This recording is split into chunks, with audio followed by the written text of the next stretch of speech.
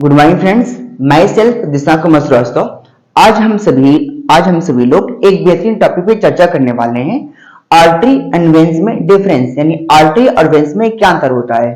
Board exam में ये question कई बार बना हुआ है क्लास 10th के लिए कि आर्टरी और वेन्स में क्या अंतर होता है। तो आज हम सभी लोग इस वीडियो के माध्यम से ये समझने का प्रयास करेंगे आर्टरी और वेन्स में क्या अंतर होता है।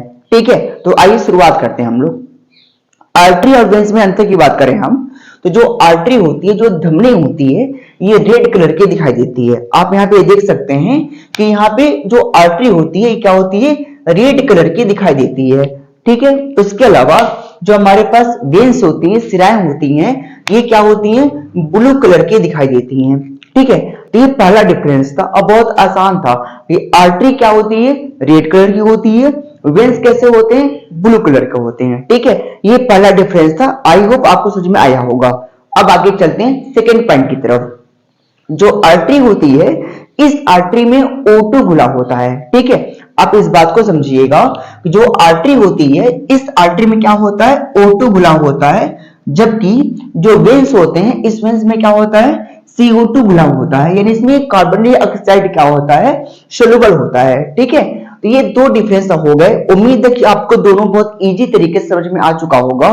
जो आर्टरी होता है ये रेड कलर का होता है, वेन्स कैसे होते हैं, ये ब्लू कलर के होते हैं। उसके अलावा सेकंड पॉइंट मेरे पास क्या था, जो आर्टरी है ये क्या था आपके पास, इसमें क्या था, O2 घुला हुआ था, जबकि वेन्स में क्या था, CO2 घुला हुआ था। ठीक है, उम्मीद है कि आपको बहुत क्लियर तरीके से समझ में आ चुका होगा। ओके, आगे चलते हैं हम लोग। जो हमारे पास आर्टरी होता है, आर्टरी में क्या होता है, प्योर ब्लड होता है, क्योंकि O2 घुला हुआ है ना, तो O2 के घुलने से जो हमारी आर्टरीज होती है, इसमें कैसा आपका होता है, तो शुद्ध रक्त होते हैं, प्योर ब्लड होते हैं। जबकि हमारे पास जो वेन्स होता है, इस वेन्स में CO2 घुलने की वजह से इसमें कैसा आपका होता है, तो अशुद्ध रक्त होता है। ठीक है, तो ये तीसरी पॉइंट था। उम्मीद है कि आपको तीनों पॉइंट बहुत इजी तरीके से याद हो चुका होगा। ठीक है, आगे बढ़ते हैं हम लोग चौथे पॉइंट की तरफ। जो हमारे पास आर्टरी होती है, यानी जो हमारे पास धमनी होती हैं, इनकी जो वाल होती है, जो इनकी भित्ति होती है ना, मोटी होती है और लचीली होती है।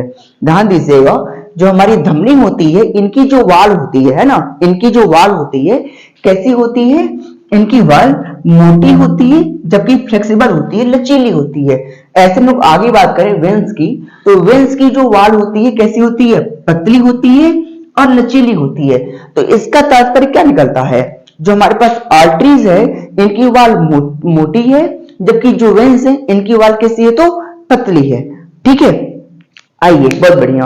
अब आगे चलते हैं हम लोग क्या चीज, सबसे मेन डिफरेंस की बात हम लोग कर लें। जो हमारे पास आर्टरी होती है, आर्टरी का काम क्या होता है, हमारे अंदर ब्लड का फ्लो क्या करती है, ब्लड का फ्लो हार्ट से, ठीक है, हमारे शरीर के सभी अंगों तक करती है ना।